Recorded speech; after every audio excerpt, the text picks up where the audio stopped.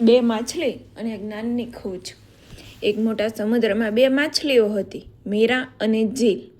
જીલ હંમેશા કિનારાના છીછરા પાણીમાં જ રહેતી, માનતી કે આ જ આખો દરિયો છે.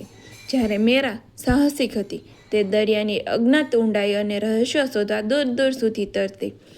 તેને ત્યાં અદ્ભુત રંગબેરંગી જીવો અને ડૂબેલા જહાજો જોયા અને દરિયાના પ્રવાહનું ઊંડું જ્ઞાન મેળવ્યું.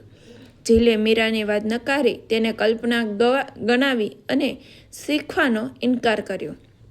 એક દિવસ મોટું તુફાન આવ્યું.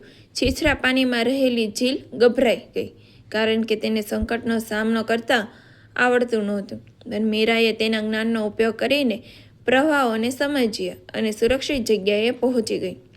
તોફાન શાંત થયા પછી જીલે સ્વીકાર્યું, મેં શીખવાનો ઇનકાર કર્યો અને સંકટમાં મુકાઈ. દુનિયા એટલી જ નથી જેટલી આપણે જોઈએ છીએ. આ વાર્તા પરથી આપણને શીખ મળે છે, જીવનમાં હંમેશા ઉત્સુક રહો, આરામદાયક ક્ષેત્ર છોડો અને સતત નવું જ્ઞાન મેળવતા રહો.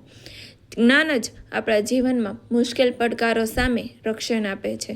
તમારું શું કહેવું છે? કોમેન્ટ કરજો. જય શ્રી કૃષ્ણ.